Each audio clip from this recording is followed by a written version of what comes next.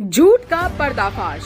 क्या नेहरू हिंदू विरोधी थे? अक्सर देश के प्रधानमंत्री जवाहरलाल नेहरू पर भाजपा की ट्रोल आर्मी इल्जाम लगाती है कि वह हिंदू विरोधी थे। कुछ लोग तो ये भी अफवाह फैलाते हैं कि वह मुसलमान थे।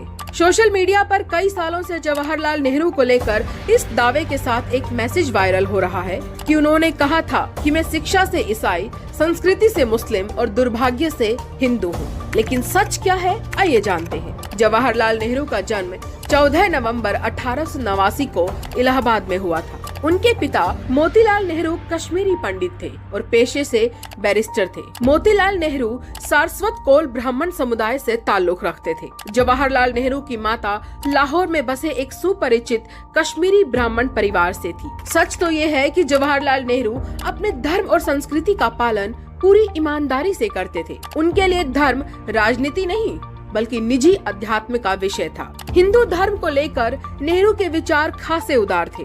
वे महात्मा गांधी की उसी धार्मिक दृष्टि से प्रेरणा लेते थे जो कहती थी कि इतने विशाल देश को धर्म को किनारे रखकर नहीं चलाया जा सकता। उनके लिए धर्म का मतलब एक निजी आध्यात्मिकता थी। यह बात सच है कि जवाहरलाल नेहरू धर्म के राजनीतिक इस्तेमाल के खिलाफ जीवन भर डटे रहे। हिंदू धर्म की सभ्यता, संस्कृति और विरासत में उनकी गहरी रुचि थी और वो उसका पूर्णतः पालन करते थे। अब आते हैं नेहरू जी के ऊपर लगाए गए दूसरे इल्जाम के बारे में। सच तो यह है कि नेहरू ने ऐसा कभी नहीं कहा कि वो दुर्भाग्य से हिंदू हैं। ये बात हिंदू सभा के अध्यक्ष NB खरे ने बोली थी। भाजपा समर्थित ट्रोल आर्मी नेहरू जी को हिंदू विरोधी साबित करने के लिए चाहे जितनी कोशिश कर ले, लेकिन सच तो ये है कि हिंदू धर्म की सभ्यता, संस्कृति और विरासत की रक्षा करने के लिए उन्होंने जो कदम उठाए, जो काम किए, उसकी मिसाल कहीं और नहीं मिलेगी। झूठ की बुनियाद पर पंडित नेहरू की छवि बिगाड़ने की भाजपाई साजिश कभी कामयाब नहीं होगी।